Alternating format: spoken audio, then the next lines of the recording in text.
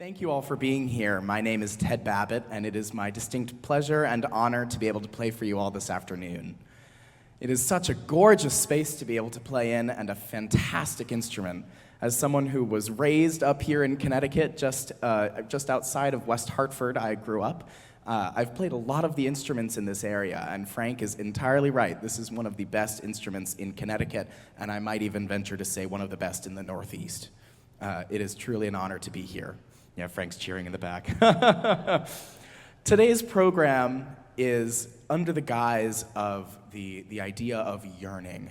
We are in the season of Lent. It is a fantastic idea for having this organ recital series because there is so much music that it works so well for the season of Lent. The organ, being such a versatile instrument, has just many ways to express the themes and colors of that season.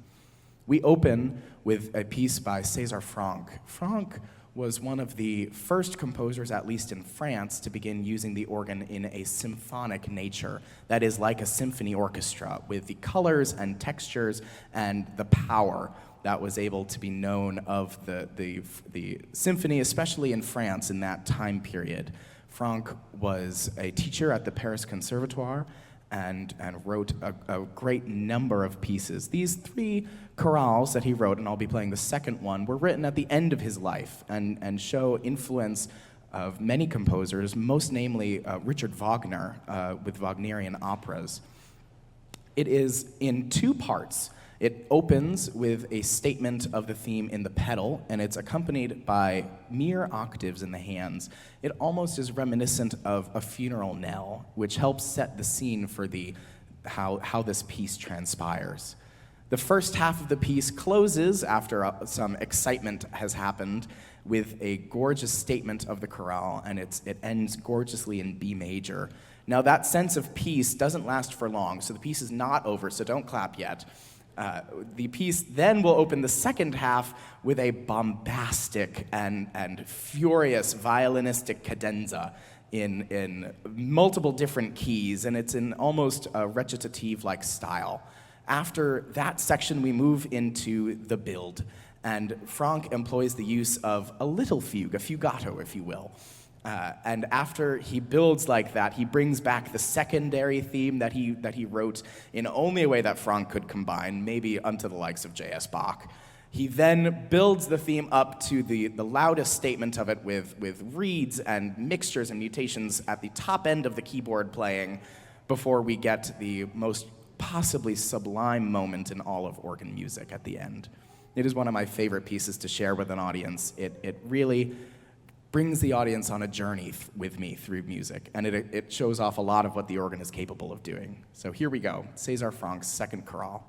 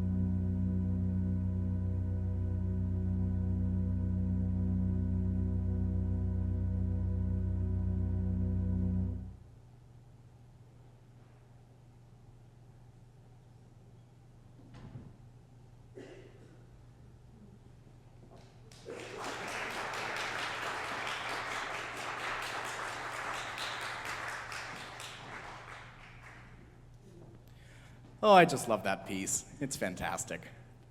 We continue on now with a student of Cesar Franck. Louis Vierne was the organist of Notre Dame for most of his life and was what we would consider now, today, legally blind.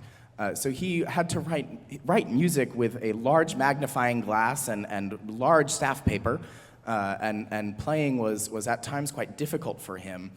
What I have found out is that playing Louis Vierne in this space is perfect, not because the organ is so perfectly suited for it, but because of the resiliency of this parish. Hearing about the history of this church, how it was burnt down multiple times, and they kept coming back, and they built it again, and then the Rockefellers gave a donation and said, maybe build it out of stone this time so that it might not be so easy.